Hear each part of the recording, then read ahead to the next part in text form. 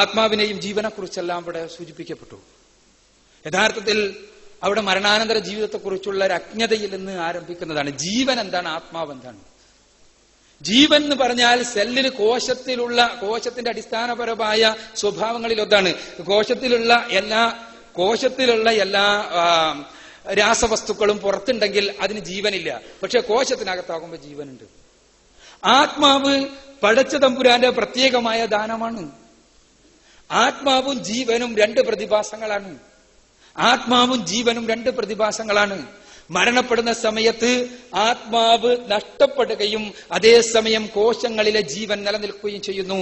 ആ ജീവൻ ആത്മാവിന്റെ നാശത്തോട് കൂടി ജീവൻ മെല്ലെ മെല്ലെ ഇല്ലാതായിക്കൊണ്ടിരിക്കുന്നു ഓരോ ഭാഗത്ത്. ഇതാണ് സത്യത്തിൽ മനസ്സിലാക്കുവാനുള്ളത്. അതേപോലെ തന്നെ ഈ ആത്മാവിന്റെ പുനരുദ്ധാനത്തെക്കുറിച്ച്, മരണാനന്തര ജീവിതത്തെക്കുറിച്ച്, മരണാനന്തര ജീവിതം ഉണ്ടോ ഇല്ലേ പരിശോധിക്കേണ്ടതാണ്.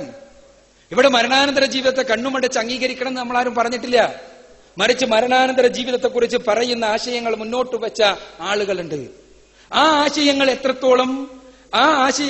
എത്രത്തോളം സ്വീകാര്യമാണെന്ന് പരിശോധനാ വിധേയമാക്കണം. അവിടെയും ബുദ്ധിയുടെ യുക്തിയുടെ മാർഗം ഉപയോഗിക്കണം. യുക്തിയുടെ മാർഗം എന്താണ്? ബുദ്ധിയുടെ മാർഗം എന്താണ്?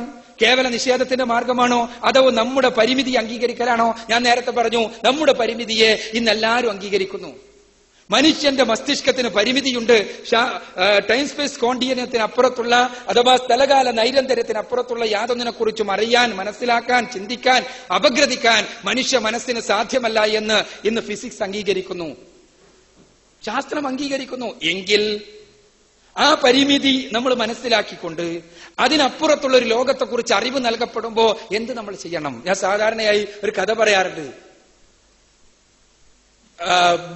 ഒരു കുളത്തിൽ ജീവിച്ചുകൊണ്ടിരിക്കുന്ന ഒരു മത്സ്യത്തിന്റെ മുന്നിൽ അതിനിഷ്ടപ്പെട്ട ഒരു ഇര നിൽക്കുന്നു. ആ ഇരക്കടുത്തേക്ക് ആവേശത്തോടുകൂടി നീന്തിയെടുത്തുകൊണ്ടിരിക്കുന്ന മത്സ്യത്തോട് തവള പോയി പറയുന്നു, മീനെ നീ ഇര കടിക്കരുത്, ഇര കടിച്ചാൽ അതിന് പിന്നിൽ ഒരു കൊളുത്തുണ്ട്, കൊളുത്തിന്റെ തലയിൽ ഒരു കയറുണ്ട്, കയറിന്റെ തലയിൽ ഒരു വടിയുണ്ട്, വടി പിടിച്ച് മനുഷ്യർ എന്ന് പറഞ്ഞാൽ ഭീകരരെ ജീവിക്കുന്നുണ്ട്, നീ ഇത് കടിച്ചാൽ നിന്റെ ചെകിളയിൽ ഇത് കുടുങ്ങും, കുടുങ്ങിയാൽ മനുഷ്യൻ നിന്നെ എടുത്തുകൊണ്ട് പുറത്തേക്ക് വലിച്ചിട്ട് വീട്ടിൽ കൊണ്ടുപോകും, മുറിച്ച് മുളക് പുരട്ടി ചീനച്ചട്ടിയിലിട്ട് അത് പൊരിച്ചെടുത്ത് നിന്നെ കറുമുറി തിന്നും. ഇത് തവള പറഞ്ഞു കൊടുക്കുകയാണെന്ന് വിചാരിക്കുക. ഇത് കഥയാണ് കേട്ടോ, ഇനി തവള പറയുമെന്ന് കേൾക്കണ്ട. അപ്പോ പറഞ്ഞു കൊടുക്കുകയാണെന്ന് വിചാരിക്കുക.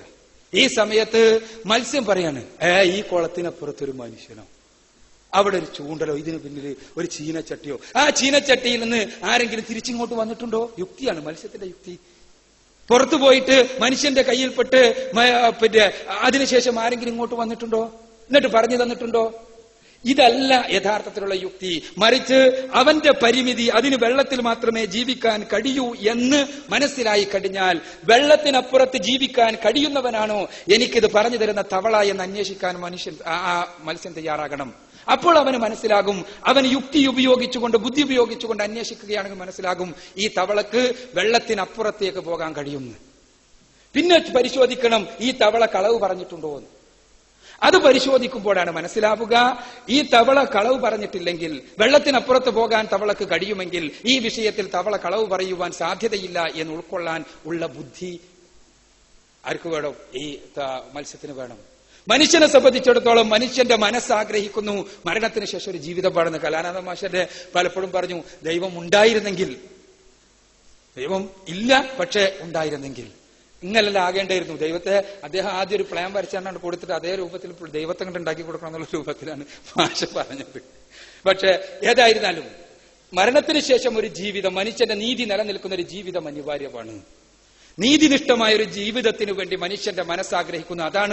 അതാണ് തോമസ് മൂറിന്റെ ഉട്ടോപ്പിയ മുതൽ കാമ്പനല്ലയുടെ സിറ്റി ഓഫ് ദി സൺ മുതൽ മാർസിന്റെ വർഗരഹിത സമൂഹം വരെയുള്ള ആഗ്രഹത്തിന്റെ ചോദനയുടെ അടിത്തറ അതാണ്. നീതിനിഷ്ഠമായ ഒരു ലോകത്തെ മനുഷ്യൻ ആഗ്രഹിക്കുന്നു. ആ നീതിക്ക് വേണ്ടിയുള്ള ആഗ്രഹത്തിനുള്ള മനുഷ്യന്റെ മുന്നിലേക്ക് പ്രവാചകന്മാർ വന്ന് പറയുന്നു, ഇങ്ങനെ മരണത്തിന് ശേഷം ഒരു ജീവിതത്തിന്റെ കാര്യങ്ങൾ. അതുണ്ടോ പരിശോധിക്കണം. എന്നെ സംബന്ധിച്ചിടത്തോളം പരിശുദ്ധ ഖുർആനാകുന്ന പ്രമാണം ഞാൻ പരിശോധിക്കുന്നു. പരിശോധിക്കുമ്പോൾ ഖുർആനിൽ എനിക്ക് അന്വേഷിക്കാൻ പറ്റുന്ന കുറെ വിഷയങ്ങളെ കുറിച്ച് പറയുന്നുണ്ട്. 80% ആ അന്വേഷിക്കാൻ പറ്റുന്ന വിഷയങ്ങളെ കുറിച്ചെല്ലാമുള്ള പരിശുദ്ധ ഖുർആനിലെ പരാമർശങ്ങൾ 100% സത്യമാണെന്ന് എനിക്ക് മനസ്സിലാകുന്നു. അതുകൊണ്ട് തന്നെ എനിക്ക് അന്വേഷിക്കാൻ പറ്റാത്ത മരണാനന്തര ജീവിതത്തെക്കുറിച്ചുള്ള പരിശുദ്ധ ഖുർആന്റെ പരാമർശങ്ങൾ സത്യമായിരിക്കും എന്ന് വിചാരിക്കുവാനുള്ള വിശേഷ ബുദ്ധി എനിക്കുണ്ട്. അതാണ് യുക്തിബോധമെന്ന് ഞാൻ വിചാരിക്കുന്നു. ഇവിടെ പ്രധാനപ്പെട്ട ഒരു പ്രശ്നം വരുന്നു. പ്രവാചകൻ സല്ലല്ലാഹു അലൈഹി വസല്ലമക്ക് ഉണ്ടായ ആ ബോധോദയമുണ്ടല്ലോ, മാലാഖ വന്ന് പറഞ്ഞു എന്നുള്ളത്, അത് മാനസിക അപഗ്രഥകന്മാർക്ക് കൃത്യമായി മനസ്സിലാക്കാൻ കഴിയും. ആരുടെയും മതവികാരത്തെ വ്രണപ്പെടുത്തുന്നില്ല എന്നാണ്. ഞാൻ ചോദിക്കട്ടെ മാഷെ, സ്കിസോഫ്രേനിക് ആയിട്ടുള്ള ഒരു മനുഷ്യൻ മാഷ് പറഞ്ഞ രൂപത്തിൽ വിപ്ലവാത്മകമായി ഇത്രയധികം സുന്ദരമായ മാനവികമായ അല്ലെങ്കിൽ മനുഷ്യരാശിക്ക് ആവശ്യമായ അക്കാലഘട്ടത്തിലെങ്കിലും മാനവികമായ ഒരു ഗ്രന്ഥം, ഒരു സന്ദേശം, ഒരു സമൂഹത്തെ വാർത്തെടുത്തതിന് ചരിത്രത്തിൽ വേറെ എവിടെയെങ്കിലും തെളിവുകളുണ്ടോ? സ്കിസോഫ്രേനിക് ആണെന്നാണ് പറയാൻ ഉദ്ദേശിച്ചത്. സ്കിസോഫ്രേനിക് ആയ ഒരു മനുഷ്യൻ, സ്കിസോഫ്രേനിയയുടെ ബേസിക് ആയിട്ടുള്ള ലക്ഷണങ്ങളിൽ തന്നെ ഒന്നെന്താ? അയാൾക്ക് നിയതമായ ഒരു ലക്ഷ്യത്തിന് വേണ്ടി പ്രവർത്തിക്കാൻ തന്നെ സാധ്യമല്ല എന്ന് പ്രവാചകൻ സല്ലല്ലാഹു അലൈഹി വസല്ലമയെ ചരിത്രപരമായി നോക്കുക നിങ്ങൾ.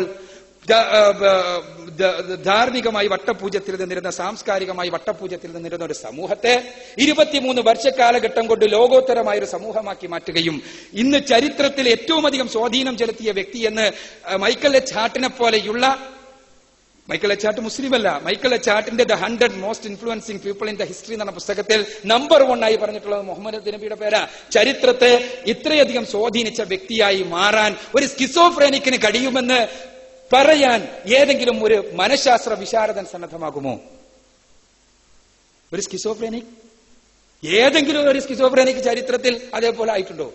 ഇല്ലെങ്കിൽ സ്കിസോഫ്രേനിയെ കുറിച്ചുള്ള ഗ്രന്ഥങ്ങൾ എടുത്ത് വായിച്ചു നോക്കാം. ഈ മാനസിക രോഗത്തെ കുറിച്ചുള്ള ഗ്രന്ഥങ്ങൾ എടുത്ത് വായിച്ചു നോക്കാം. അല്ലെങ്കിൽ സ്കിസോഫ്രേനിയ എന്നത് കേവലമായ എന്താ പറയാ വെളിപാടുകൾ വരുന്നു എന്ന തോന്നലാണ്.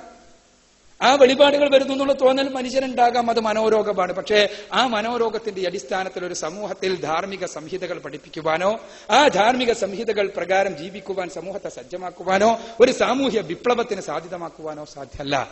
പിന്നെ എങ്ങനെ പ്രവാചകന് കഴിഞ്ഞു സ്കിസോഫ്രേനിയ ആയിക്കൂടാ?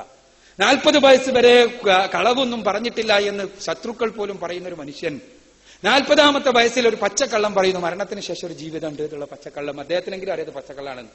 അത് പറയാഞ്ഞത് മുതൽക്ക് അദ്ദേഹത്തിന് ലഭിച്ചത് ഭൗതികമായി എന്താണ്? യുക്തിവാദികൾ യുക്തി ഉപയോഗിച്ചുകൊണ്ട് അന്വേഷിക്കണമല്ലോ. അദ്ദേഹത്തിന് അത് പറയണമെങ്കിൽ അദ്ദേഹത്തിന് കളവാണെന്ന് പറഞ്ഞ ഒരു കാര്യം, കളവാണെന്ന് പൂർണ്ണ ബോധ്യമുള്ള ഒരു കാര്യം പറയുക വഴി എന്തെങ്കിലും ഒരു കാര്യം കിട്ടണമല്ലോ. എന്താണ് അദ്ദേഹത്തിന് ലഭിച്ചത്? അതുവരെയുണ്ടായിരുന്ന സ്ഥാനങ്ങളും മാനങ്ങളും മുഴുവനും നഷ്ടപ്പെട്ടു. അന്ന് വരെ അദ്ദേഹത്തെ സംരക്ഷിക്കുവാനുണ്ടായിരുന്ന കൈകൾ അന്നു മുതൽ അദ്ദേഹത്തെ കൊല്ലുവാനും അദ്ദേഹത്തെ പ്രയാസപ്പെടുത്തുവാനും ഉയരുന്ന അവസ്ഥയുണ്ടായി അല്ലേ? എങ്കിൽ ഭൗതികമായി യുക്തിപരമായി പരിശോധിച്ചാൽ അദ്ദേഹം ഇത് പറയാൻ അദ്ദേഹത്തിന്റെ ചരിത്രപരമായി എടുത്തു നോക്കിയാൽ അതിന് പിന്നിൽ കൃത്യമായ ബോധത്തോടു കൂടിയുള്ള കാരണങ്ങൾ ഉണ്ടായിരിക്കണം. ആ കാരണം കൃത്യമായ വെളിപാടുകൾ തന്നെയാണ്. പിന്നെ സാക്ഷി വേണ്ടെന്നാണ്. സാക്ഷി എന്ന് പറഞ്ഞാൽ പ്രവാചകൻ സല്ലല്ലാഹു അലൈഹി വസല്ലമക്ക് അവതരിപ്പിക്കപ്പെട്ട ഈ വേദഗ്രന്ഥം പരിശോധന വിധേയമാക്കുക. സാക്ഷി ഉണ്ടെങ്കിൽ 2 സാക്ഷി ഉണ്ടായിന്ന് വിചാരിക്കുക. അപ്പൊ കലാനാഥമാശ ചോദിക്കും, ഈ 2 സാക്ഷിയല്ലുള്ളൂ, 4 സാക്ഷി ഉണ്ടായിക്കൂടെ? അല്ലെ, അടുത്ത ചോദ്യം എന്താ വെച്ചാൽ 2 സാക്ഷികൾക്ക് കളവ് പറഞ്ഞൂടെ? 10 സാക്ഷികൾക്ക് കളവ് പറഞ്ഞൂടെ? എത്ര ആൾക്കും കളവ് പറഞ്ഞൂടെ? ഇവിടെ പ്രശ്നം എന്താണ്? മുഹമ്മദ് റസൂലുള്ളാഹി സ്വല്ലല്ലാഹു അലൈഹി വസല്ലമക്ക് വെളിപാട് ലഭിക്കുന്നു. ആ വെളിപാട് പരിശോധനാക്ഷമമാണ്. നിങ്ങൾക്ക് പരിശോധിക്കാം. പരിശോധിച്ച് ഇത് ദിവ്യമാണ്, ദൈവികമാണെന്ന് ബോധ്യം ഉണ്ടെങ്കിൽ മാത്രം സ്വീകരിക്കേണ്ട ആവശ്യമുള്ളൂ. അവിടെ പരിശോധിക്കുവാൻ നിങ്ങൾ ഉപയോഗിക്കേണ്ട മാനദണ്ഡത നിങ്ങളുടെ ബുദ്ധിയുടെ, യുക്തിയുടെ, അറിവിന്റെ, വിജ്ഞാനത്തിന്റെ മുഴുവനും മാനദണ്ഡങ്ങൾ ഉപയോഗിച്ച് നിങ്ങൾ അതിനെ നിങ്ങളുടെ അറിവുമായി താരതമ്യം ചെയ്തു നോക്കുമ്പോ അതിൽ ആ അറിവുമായി താരതമ്യം ചെയ്യുമ്പോൾ ദൈവികമാണെന്ന് ബോധ്യപ്പെടുന്നുവെങ്കിൽ നിങ്ങൾ സ്വീകരിക്കുക എന്നേ പറയുന്നുള്ളൂ വിശുദ്ധ ഖുർആന്റെ വിഷയത്തിൽ. ഇവിടെ ഞാൻ പറഞ്ഞ വിഷയം വളരെ കൃത്യമായി ധാർമ്മികതയുടെ വിഷയമാണ്. ആ വിഷയത്തിൽ വളരെ സമർത്ഥമായി മാഷ് പറയാതെ അങ്ങനെ ഒഴിഞ്ഞു പോവുക ചെയ്തിട്ടുള്ള കാരണം എന്താണെന്ന് വെച്ചാൽ ധാർമ്മികതയുടെ വിഷയം ഭൗതികവാദികളെ സംബന്ധിച്ചിടത്തോളം ഏറ്റവും സങ്കീർണമായൊരു പ്രശ്നമാണ്.